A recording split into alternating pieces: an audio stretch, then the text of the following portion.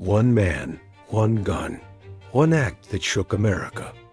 On September 12, 2025, during what should have been an ordinary campus event at Utah Valley University, conservative activist Charlie Kirk was shot and killed. The alleged shooter was not an experienced criminal, not a longtime extremist, but a 22-year-old student named Tyler Robinson. His face, his background, and even the strange messages he left behind have now become the focus of national debate. You are watching HEH TV, where we uncover the events, mysteries, and hidden truths shaping our world. Today, we take you deep inside the Tyler Robinson case. Who was he? Why did he target Charlie Kirk? And what does this shocking story tell us about the state of America today? Let's begin with who Tyler Robinson was. On the surface, he looked like many other young people in Utah. He was just 22 years old. He lived with his family. He was studying in an electrical apprenticeship program, learning a trade that could give him a stable career. His parents were Republicans, but Tyler himself was not officially aligned with any political party. Friends and neighbors described him as quiet, maybe even reserved. For most of his life, he seemed ordinary.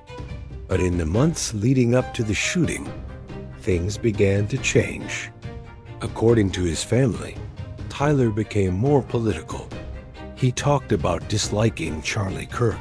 He spent more time online, diving into digital subcultures and spaces where politics mixed with memes, irony, and sometimes even extremism.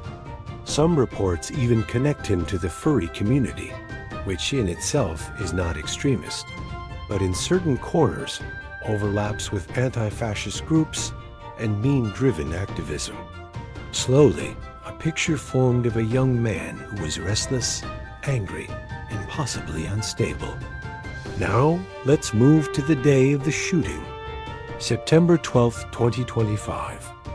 Utah Valley University was hosting Charlie Kirk, the founder of Turning Point USA, a figure well known for his conservative activism. Kirk's speeches often spark heated reactions. Supporters cheer him, while critics accuse him of spreading division. It was into this charged atmosphere that Tyler Robinson allegedly walked, carrying a gun. What happened next was chaos. Shots rang out during the event. Students and attendees scrambled for safety. Police rushed to the scene.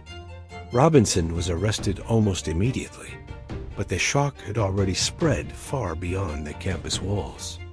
When investigators began collecting evidence, they found something highly unusual. The shell casings from Robinson's gun had inscriptions carved into them, phrases that were as bizarre as they were disturbing. One read, "Hey fascist, catch." Another said, "Notices, bulges away, what's this?" And another referenced the song, Bella Ciao, which has long been associated with anti-fascist resistance movements in Europe. These strange messages set off a firestorm of speculation. Were these words proof that Robinson was motivated by ideology? Or were they simply jokes borrowed from internet culture, meant to mock, confuse, or shock? That's where the investigation turned next. Police and federal agents began digging through his devices, his phone, his laptop, his social media. They wanted to know if he had acted alone or if anyone else knew of his plan. They wanted to know what communities he was part of online. Was he radicalized in secret chat rooms? Was he pushed by extremist propaganda? Or was this simply the act of an unstable young man who wrapped his violence in the language of memes? There are three main theories that investigators and analysts are considering. The first theory is political motive. Charlie Kirk was a symbol of conservative politics, and Robinson may have seen him as an enemy. The words on the casings like, "Hey, fascist," support this idea. In this theory, the attack was a targeted act of political violence. The second theory is cultural influence. The inscriptions on the bullets are not straightforward political slogans. "Oh, what's this?" comes from online meme culture, not activism. It suggests that Robinson's worldview was shaped by internet communities where jokes and irony blur into real-world attitudes. In this version, the attack was less about traditional politics and more about online identity. The third theory is psychological instability. Robinson's sudden shift in behavior, his immersion in strange online spaces, and his decision to commit violence could point to a troubled mind. Sometimes, individuals struggling with instability latch on to political figures as symbols, mixing personal anger with ideological labels. The truth may not fit neatly into just one theory. It may be a combination of political frustration, cultural influence, and personal instability. But whatever the motive, the consequences are real. Charlie Kirk is dead.